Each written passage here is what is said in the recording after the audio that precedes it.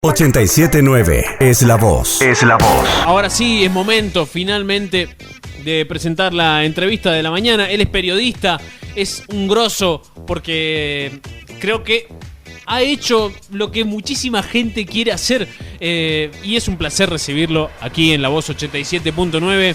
Está del otro lado el señor Nicolás Artusi. Artusi, Nico. Bienvenido, Tomá. Nico. Bravo. Welcome to. ¿Qué haces, Nico? Buen día, ¿todo bien? ¿Cómo va? Debo decir que nunca me habían presentado de semejante manera. ¿Cómo Siento que no? no? No, Imposible. siento que no merezco lo que sigue, no merezco la conversación, me parece. Bueno. Ay, todavía no La te hum- contamos todo lo que acá llegó, tenemos. hasta acá La humildad ante todo, Nico. ¿Cómo andan? Bueno, les agradezco mucho esta comunicación en la que estamos todos encerrados en casa, ¿viste? Es como abrir una ventanita a otros lugares, ya que no podemos viajar con el cuerpo, viajamos con la cabeza a través de la radio. Es cierto, la radio quizás ha cobrado una importancia que muchos hace no muchos meses la subestimaban a la radio. Y ahora con esto de la cuarentena, ¿puede ser, crees vos, que la radio ha cobrado una importancia notoria nuevamente? Sí, yo igual ya lo pensaba eso antes de la cuarentena, porque la radio fue de los medios tradicionales, digamos los medios profesionales históricos clásicos del siglo XX, junto con la televisión y los medios impresos, diarios y revistas. Fue la primera en tener los reflejos para convertirse en una app, en una aplicación, ¿no? Entonces, los medios impresos todavía no encontraron la manera de mudarse al mundo digital porque están metidos en un dilema de cobrar o no cobrar, pagar o no pagar, admitir o no admitir. La televisión es básicamente de consumo estático, tenés que sentarte para verla, no podés verla en un transporte público o mientras estás manejando. Y la radio, con esa ubicuidad que tiene, interpretó muy bien la cualidad de lo portátil de esta época. Entonces se convirtió en una aplicación. Hay algunos servicios de streaming de música, Deezer, por ejemplo, que es uno parecido a Spotify, que ya te permite hacer tus listas personales mezclando capítulos de podcast con temas musicales. Y eso parece muy moderno, claro, pero es la radio. Es la radio. Claro, es la radio, es hablar y poner una canción, hablar y poner una canción. Así que sí, soy muy optimista con respecto al presente de la radio y también al futuro. Bien, bueno, ¿cómo vas llevando la cuarentena, Nico? Bueno, yo te digo que estoy bastante entrenado en el aislamiento porque yo la gran parte del día me la paso escribiendo, pues yo escribo para el diario La Nación, para la revista Brando, escribo libros también. Entonces, parte de mi actividad diaria consiste en estar quieto en un lugar escribiendo. La cuarentena o el aislamiento me cuesta mucho desde el movimiento físico porque, bueno, yo tengo como afición salir a correr y hace más de 2 meses que no salgo a correr y eso es lo que no solo me duele en el cuerpo, sino que me lacera el alma no poder salir a correr. Pero bueno, de manera un poco improvisada convertí mi balcón en una especie de box de gimnasia y entonces todos los días a las 4 de la tarde me conecto con los compañeros del gimnasio y con el profesor y entonces tengo ahí unas pesas y una colchoneta y por lo menos me muevo. En tu rutina y en tu historial como profesional, la actividad física es algo importante.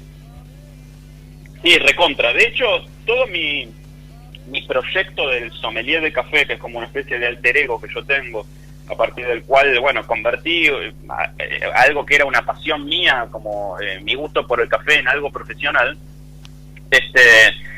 Eso, mi personaje, mi alter ego del sommelier de café apareció corriendo después de ir a correr. Fui a correr un domingo, evidentemente estaba muy hiperoxigenado o demasiado con demasiada cantidad de endorfina en el cuerpo y cuando terminé de correr tuve como una especie de epifanía y dije, ya está, ese es el personaje que necesito, el sommelier de café. Un estilo de vida. Era tu verdadero yo ahí saliendo. Sí, fue así como epifánico y bueno, la verdad que una de las cosas que a mí me gustan si bien a mí me da un poquito de temor la naturaleza, ¿no? Pero he ido a correr por lagos o por playas, pero una de las cosas que me gustan de vivir en una ciudad tan grande como Buenos Aires es la de correr por la calle, me encanta correr por la calle, entonces, bueno, eso es algo que es irreemplazable en esta situación. ¿También escuchás David Bowie cuando vas por ahí corriendo? ¿Cómo? Perdón. ¿Escuchás David Bowie? ¿Alguna canción favorita tenés ahí cuando vas a correr? Sí, tengo la lista de Bowie de ir a correr, donde están sus temas esenciales para mí. Hay uno que me pone, que me energiza puntualmente, que es el que hizo con Queen, Under Pressure, que como todos los temas de Queen, viste, llega un momento de explosivo, viste, sí. de exageración y distorsión vocal, así que cuando estoy ahí medio flaqueando, ya cansado de correr, pongo ese tema y ahí me reactivo. Y haces tipo flash dance como loco. Y una consulta, ¿cómo haces para unos tips para correr ahí en casa? Porque es difícil salir, obviamente, a la calle. ¿Cómo lo lográs hacer? Porque sé que hubo un ruso, no sé quién, que empezó a correr alrededor de la cama. No sé cuántas horas estuvo corriendo. ¿Cómo serían tus tips para alguien que está acostumbrado a salir o algo? Y la verdad que es muy difícil correr en espacios reducidos, ¿no? Yo lo extraño, no lo pude reemplazar, no hice eso de correr en el balcón o de correr alrededor de la cama, porque me gustan las superficies largas, más que en los piques de velocidad, pero sí, más que nada, ni siquiera por un mandato sobre el cuerpo, ¿viste? Que este aislamiento o esta cuarentena nos puso un montón de obligaciones o de mandatos, en el sentido de hay que hacer pan de masa madre, hay que leer 7 libros, hay que escribir la gran novela americana, hay que hacer gimnasia todos los días. Menos plantar un árbol, todo lo demás. Claro. Hablando de carrera y de todo esto, ¿no? De correr y todo lo que haces, ¿nos contás de tus años en MTV? Porque es una de tus caras, ¿no? Con las que te conocimos. Y en MTV, sí, estuve en los lejanos años 2000. Era...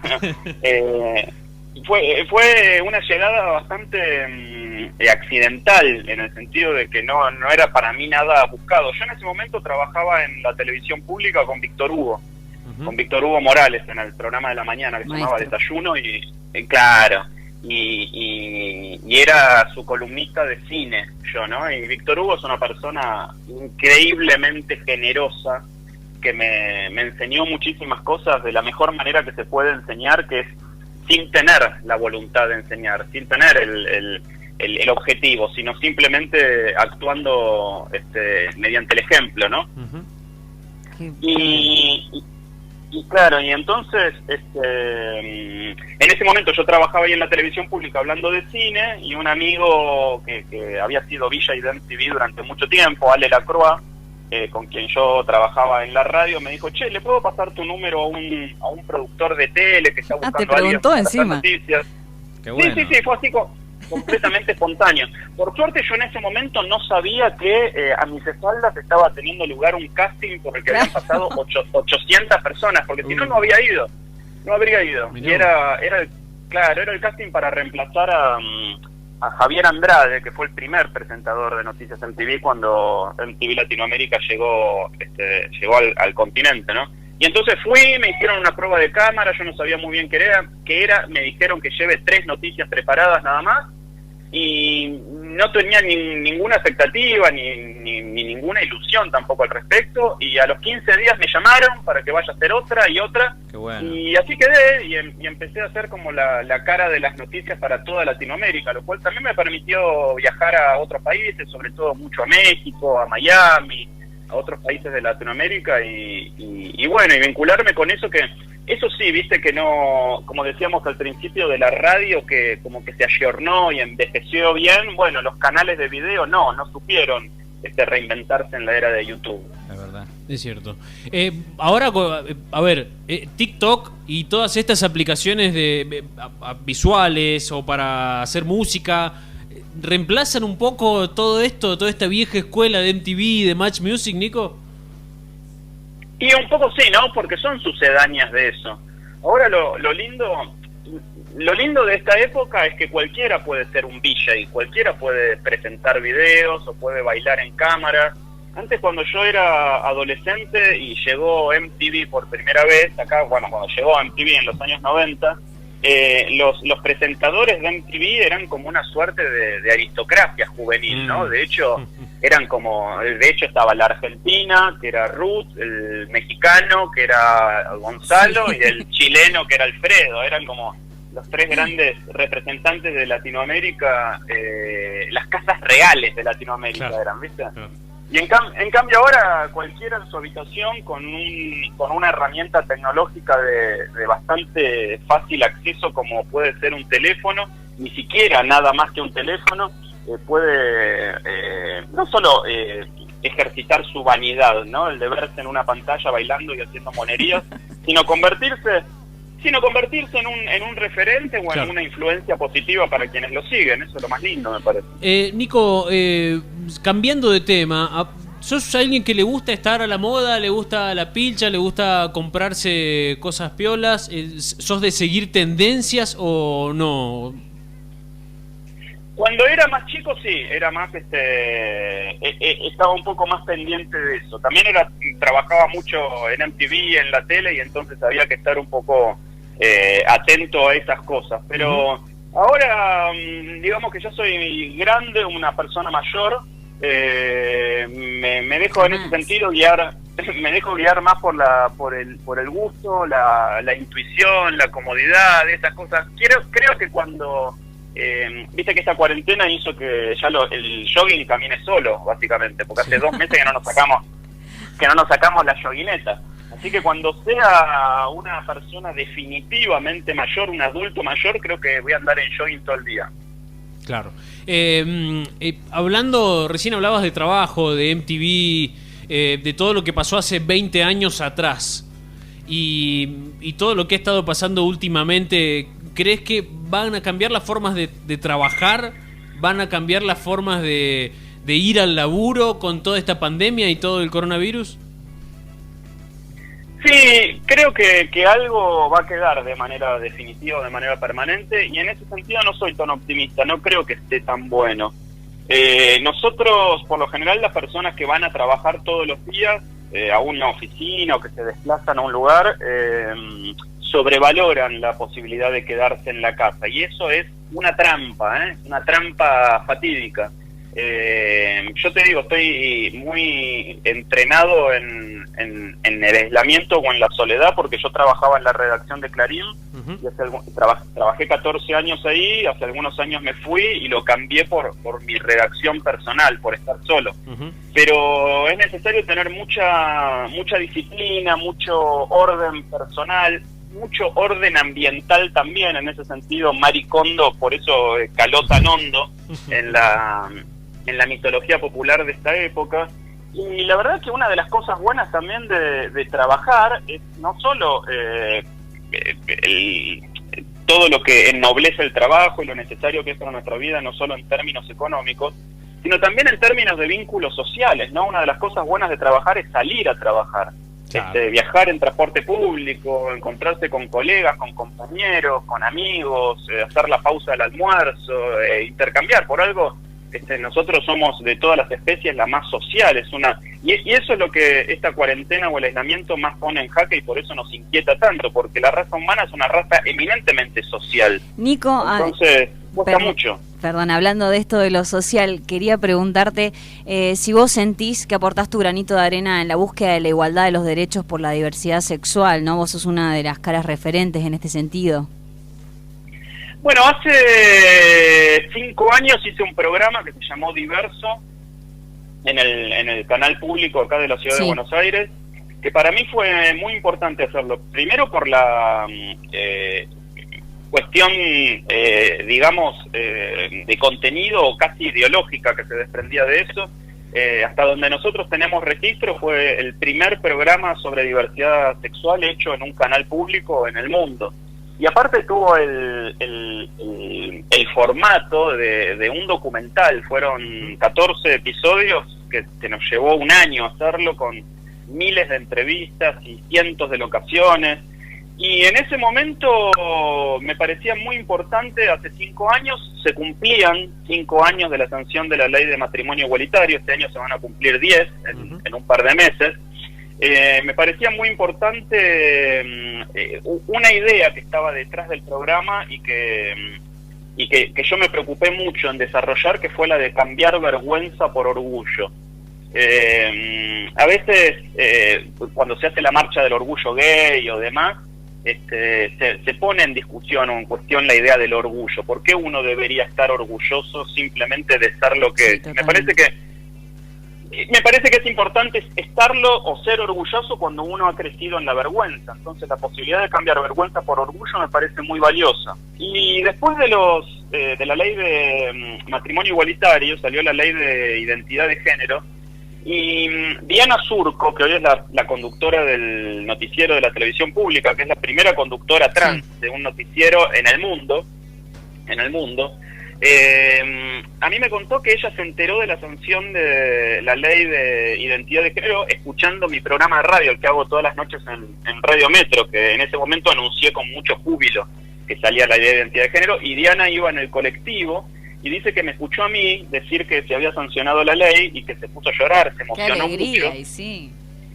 Claro, pero fíjate que 7 años después esa persona que viajaba en un colectivo completamente fuera de sus posibilidades, cualquier cosa, hoy es la conductora del noticiero de la televisión pública, ¿no? Entonces, parecen pequeños avances, pero son enormes, y yo siempre quiero poner el cuerpo y la cara para no solo para acompañarlo, sino para promoverlo. Si hacemos una revisión de tu historial laboral, yo me confundo cuando te quiero hacer esta pregunta porque te pregunto por tu mejor momento. Da la sensación de que todos son mejores momentos en tu carrera, Nico. Para vos, ¿cuál es? ¿O cuál ha sido? ¿Mi mejor momento? Sí. No, es el único que existe. Sí, señor. Mejor momento, el actual.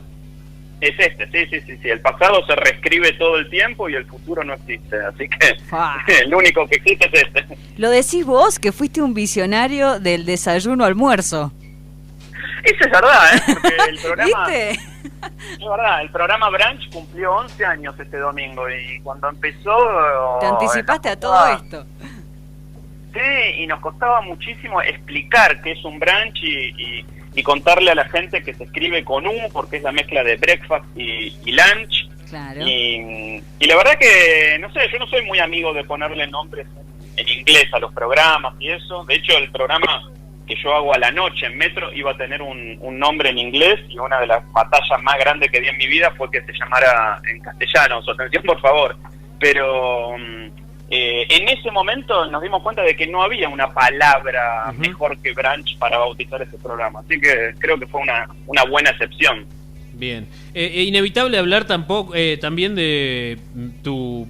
A ver, sos sommelier de café, hablar de café un rato, de tu mejor Nico. momento, digamos. Acá nos preguntan si el café colombiano es el mejor, si esto es cierto o es un mito. Bueno, es un mito fundamentado en la gran campaña de marketing que hizo Colombia siempre de su café, gracias a su personaje Juan Valdés y su fiel mula Conchita, que lo acompaña siempre. Es cierto que el café de Colombia es uno de los mejores del mundo, pero no me animaría a decir que es el mejor. Hay otros que son considerados mejores, como por ejemplo el café de Jamaica o... sí, es verdad. Claro, que es el café Blue Mountain, o hoy por hoy el café de Panamá, que tiene una variedad que se llama Geisha, que es el café más cotizado del mundo. Así que te diría que Colombia está entre los mejores, pero no es el mejor. Bien, ¿es cierto? Por acá nos preguntan si hay un café que se hace de bolitas de caca de un animal. Sí, es cierto, no es específicamente de las bolitas de caca, sino que es un animal que está en el sudeste asiático, que se llama civeta, que es como una especie de marsupial, que traga los granos de café. En su aparato digestivo se generan unas enzimas que lo convierten en un café muy, muy ácido, y entonces después evacúa esos granos de café, que no los tritura, y hay un tipo pobre, que es el tipo que tiene el peor trabajo del mundo, que sí tiene que ir a buscar entre los excrementos del animal y separar mierda de café, ¿entendés? Para decirlo. Claro. Qué buen trabajo. Para decirlo en términos científicos. Es el peor trabajo del mundo, definitivamente. Sí.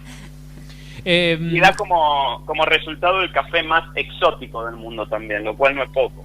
¿Sos fanático del café, Nico? ¿O lo hiciste en algún momento porque fuiste fanático a esto de ser sommelier? ¿O ya fue? No, soy fanático del café en serio y aparte es un tema que me apasiona. No necesariamente desde un punto de vista sensorial, porque me gusta mucho tomar café, que sí, me gusta mucho, pero yo descubrí en el café una manera de narrar el mundo también, ¿no? Porque el café es el segundo commodity del planeta después del petróleo, ha originado guerras, revoluciones, invasiones, monopolios, fusiones de empresas, ventas de empresas. Entonces, el café es como fue una excusa que encontré también para escribir libros de historia, que tienen el café como personaje principal, pero que en realidad el trasfondo es narrarlo, cierta historia del mundo según mi visión, ¿no? Entonces el café a mí me apasiona, pero por mucho más de lo que hay adentro de la taza, sino por lo que ha significado para la historia de la humanidad y para todo lo que tiene que decir acerca de cómo somos como raza. De un experto en el café, los niños, ¿pueden tomar café? Porque a mí cuando era chiquita me decían, no, es para adultos el café. Vos no podés tomar café. Qué mala onda que son. Todos queremos estar despiertos. Yo diría que sí, una lata de Coca-Cola tiene más cafeína que una taza de café, muchísimo más. Entonces, el café tal como lo tomamos, si no le agregamos azúcar o leche o nada, el café es 98% agua y tiene 0 calorías, es una infusión. ¿Por qué hay menos prurito en darle a un nene un té o un mate cocido y no un café? Las tres bebidas son iguales, son una infusión de agua caliente sobre un producto natural. En un caso se infusiona la hoja, en otro caso se infusiona la semilla, pero en definitiva no veo demasiada diferencia. Nicolás Artusi, ¿conquista con un café?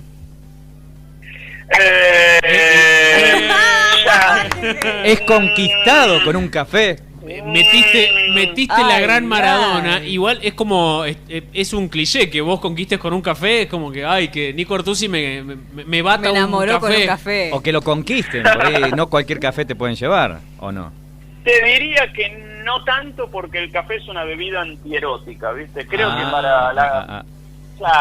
para la conquista tenés que nublar un poco la cabeza, no aclararla. El famoso te invito un café no va. Qué buenísimo. Claro, me parece que para la conquista es preferible alguna especie de consumo etílico que funcione como lubricante social. Claro, vamos a tomar unos vinitos. Entonces la publicidad del café conocido, subí que te bato un tanto, es verso, es chamullo. Bueno, si hay ganas, hasta un litro de querosén sirve. Claro, ni hablar, sí. Che, claro. Nico, te agradecemos muchísimo todo este tiempo que nos has dejado acá en la radio para charlar. Sos un copado, sos un grosso, si es que copado se sigue diciendo, se sigue usando esa palabra. Te contamos que el fan número 1 tuyo está acá en San Luis. Se llama Gastón Velázquez, es el director de la radio. Sí. No sabes cómo está desde esta mañana como loco. Bueno. Está como niño con regalo de Navidad. Está por fundar el club de fans de San Luis número 1 de Nicolás Artusi. Que venga Velázquez. Sí. ¿Para cuándo una marca de café con tu nombre? Bueno, tendría. Lo me gustaría. No tengo tanta visión para los negocios, evidentemente, pero... Vas mechando. Se puso tímido el director de la radio acá, Gastón, porque te quiso saludar, pero se puso como tímido, ¿viste? Cuando los niños quieren saludar a las tías y no pueden. Qué bueno, cuando todo esto termine, la verdad que me encantaría ir y visitarlos y nos tomamos un café todos juntos ahí. Sí, dale, por favor, nos encantaría. Nico, te agradecemos muchísimo la comunicación. Gracias. Lo último, te pedimos una cosa más, el saludo para la radio, para que nos colguemos un poco de tu fama y en la tanda pongamos y podemos decir que nos saludó Nico Artusi. Claro, pero decime bien qué tengo que decir, a ver si digo un saludo cosa, para todos los oyentes de La Voz 87.9 de parte de Nico Artusi. Y aguante La Voz. Vamos, dale. Vamos grabando, Graba. 3, 2, 1. Desde la remota ciudad de Buenos Aires, un saludo para todos los oyentes de Radio La Voz 87.9. Levanto mi taza de café por todos ustedes y aguante La Voz. Vamos, Nico. Gracias. Abrazo grande y bueno, ojalá te sigamos viendo activo como siempre en los medios.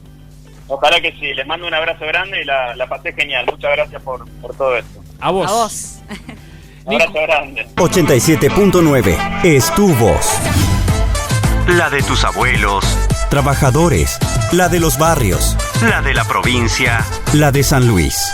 es la voz de todos.